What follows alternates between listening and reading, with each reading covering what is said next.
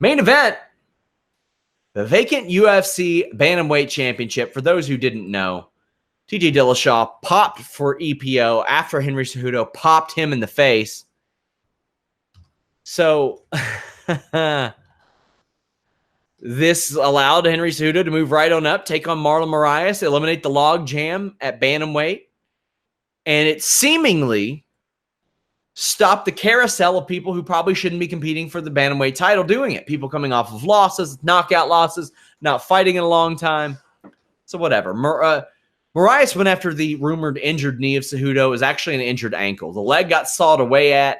It affected all of Cejudo's primary tools. Affects his wrestling. He can't shoot. Affects his striking. He can't get inside on the much larger Moraes. Well, here's the thing. Marlon Moraes played right into the one game that Cejudo had left, swinging in the pocket and grabbing the clinch. And unsurprisingly, Cejudo cracked him multiple times as a result. Hooks, overhands, knees. He brutalized Moraes and took round two. So Cejudo couldn't really keep Moraes down for any extended period, but he kept getting stronger as Moraes got weaker. Moraes hadn't went past 3 rounds in 4 years, and it was showing. He almost got caught in an anaconda choke, ate a big knee to the body. Cejudo ended up on top, and it was just ground and pound. He completely mauled Moraes and ended with 10 seconds left and became a double champion. Commentary says, how do you argue against Henry Cejudo being the best combat athlete? Well, I'll tell you how, and it's amazing what he's doing. He is legit the 135-pound champ. He beat the 135-pound champ at flyweight, then beat the top contender. He's a legit double champ. But that fight that he had with Demetrius Mighty Mouse Johnson to win that flyweight title was razor thin. And I mean razor thin. And we're not going to pretend like Demetrius Johnson didn't dog walk him the first time. It did happen. Now, their second fight, I'm talking like media scores right down the middle. You had fans having 55% Johnson, 41% Cejudo, a draw at 20, I think 3%. So a lot of people thought that Johnson won that fight. So the premise, this is the greatest combat athlete, is based on the fact that he is a 2-division champion and an Olympic champion. Well, is he a 2-division champion if Demetrius Mighty Mouse Johnson is still around and wasn't traded? Well, that's how you can argue against whether or not he is. Is he the greatest combat athlete in the UFC? Yes, you could definitely say that. You could definitely say that. So Henry Cejudo, after the fight, just boggles my goddamn mind. You had Aljamain Sterling earn a title shot.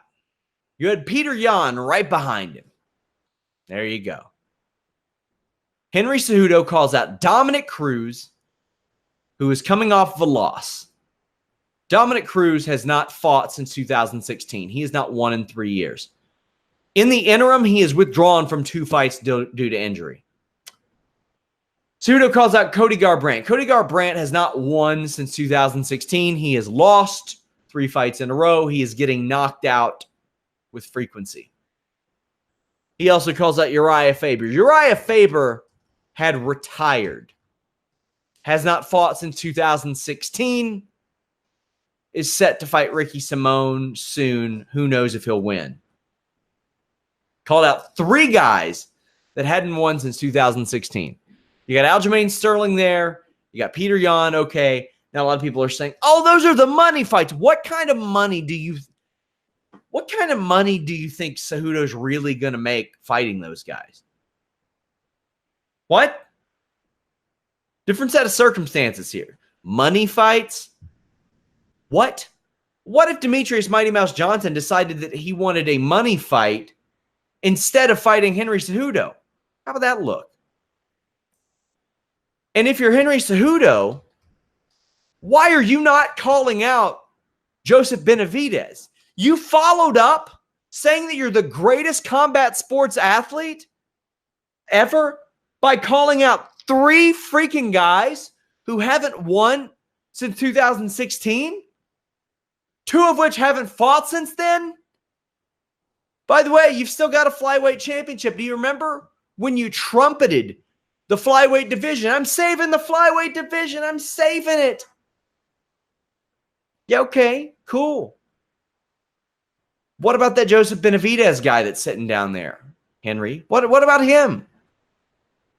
You know, the guy that beat you, the same month that all these guys that you're talking about, like last fought or last won. You don't want that one back? Greatest combat sports athlete of all time? You don't want that win back. Now, I thought Cejudo won that fight. I did. But you know what? Benavidez has won 8 of 9. 8 of 9. That fight with Benavidez and Cejudo, I love to refer to MMAdecisions.com. I love it. The media decisions were, it was, how do I say, not quite right down the middle, but it was. It was like 33% of sorts. There were 5 media members that had it for Cejudo, 5 that had it for Benavidez. Each had it 29-27 each way. And then you had like 8 or 9 with a draw. The fans had it 43% a draw, 26% had Benavidez, 29% had Cejudo. Real close fight. Benavidez earned this. And by the way, he had his one loss. Most of the 64% of the fans had him beating Pettis. A wealth of the media had him beating Pettis. How do you not call out Benavidez greatest combat sports athlete in the world? What the hell? What the hell, man? That doesn't make any sense. Miss me with that money fight bullshit. Those are not money fights. Those are easy fights. An old man, a commentator, and a guy that got knocked out a bunch of times. No, that ain't it. That is not it. Man. That's UFC 238. Reminder, guys, I'll be joined by Showdown Joe. Just great journalist, great medium. He doesn't say, he makes sure I don't call him a journalist, but got a lot to talk about next week. A major Bellator show. I've got interviews with Lyoto Machida up.